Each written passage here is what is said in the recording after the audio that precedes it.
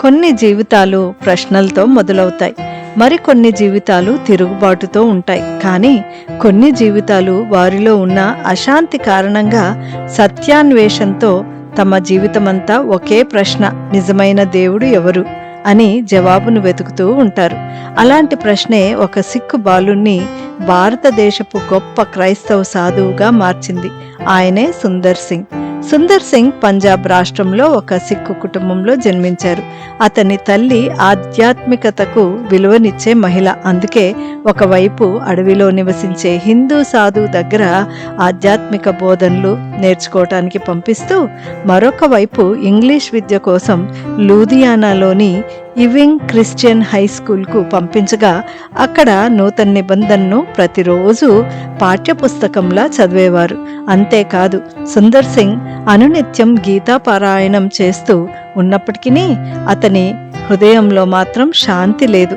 అయితే తన 14వ ఏట తన తల్లి మరణం తన జీవితాన్ని కుదిపివేయగా తనలో ఉన్న వేదన కోపంగా మారి తన స్నేహితుల ముందే ఒక బైబిల్ని తీసుకుని ప్రతి పేజీని చింపి కాల్చివేసి నిరాశ నిస్పృహతో ఉన్న సమయంలో కొంతమంది మత గురువులను, పాస్టర్లను ప్రశ్నించారు. కానీ సమాధానం దొరకలేదు. చివరకు రైలు పట్టాలపై పడుకొని జీవితం ముగించుకోవాలని నిర్ణయించుకొని చివరిగా ఒక చిన్న ప్రార్థన, నిజమైన దేవుడు ఎవరైనా ఉంటే ఈ రాత్రే నాకు ప్రత్యక్షం కావాలి, లేకపోతే నేను చనిపోతాను అని ప్రార్థించారు.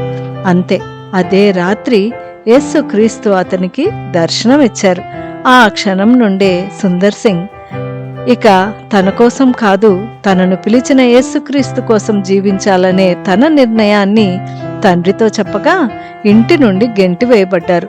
అంతేకాదు, తన అన్న రాజేందర్ సింగ్ విషప్రయోగం చేసినా, పలుసార్లు అవమానించినా సుందర్ సింగ్ వెనక్కి తగ్గలేదు. సరికదా, తన 16వ ఏట సిమ్లాలోని ప్యారిస్ చర్చ్లో బహిరంగంగా బాప్తిసం పొందిన తరువాత సుందర్ సింగ్ లాహోర్లోని ఆంగ్లికన్ కాలేజీలో 8 నెలలు క్రైస్తవ సేవకు సంబంధించిన శిక్షణ పొందుకున్నాక పాశ్చాత్య పద్ధతిలో కాకుండా తాను కనుగొన్న సమాధాన సువార్త భారతీయులకు భారతీయ పద్ధతిలోనే చేరుకోవాలని ఒక సాధువుగా కాషాయ వస్త్రాలు ధరించి ప్రకటించారు.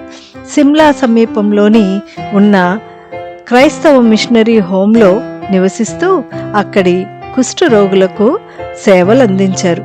సుందర్ సింగ్ తన సేవా ప్రయాణాన్ని పంజాబ్, కాశ్మీర్, సిమ్లా, టిబెట్, తమిళనాడు, శ్రీలంకలోనే కాక ప్రపంచంలోని ఇతర దేశాలైన ఆఫ్ఘనిస్తాన్, బలూచిస్తాన్ ప్రాంతాలకు ప్రయాణించి సువార్త ప్రకటిస్తూ ఉన్నప్పుడు ఎన్నోసార్లు దాడికి గురయ్యారు.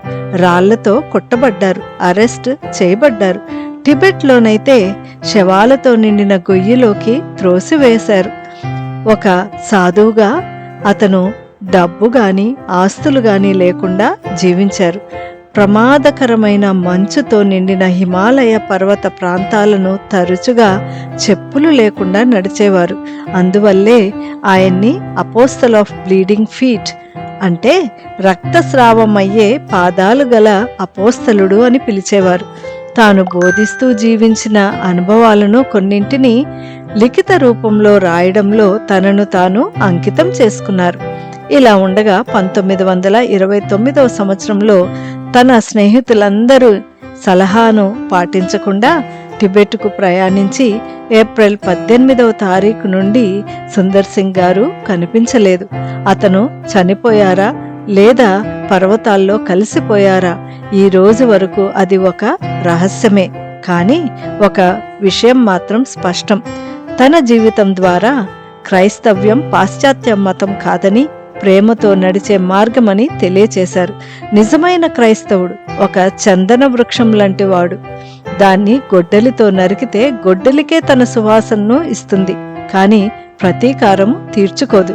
సుందర్ సింగ్ గారు అచ్చంగా అలాంటి జీవితం జీవించి మనందరికీ మార్గదర్శకుడుగా ఉన్నారు. మరి మన జీవితం ద్వారా అందరికీ మనం దేవుని మార్గాన్ని చూపిస్తున్నామా? ప్రశ్నించుకుందాం. ఆమెన్.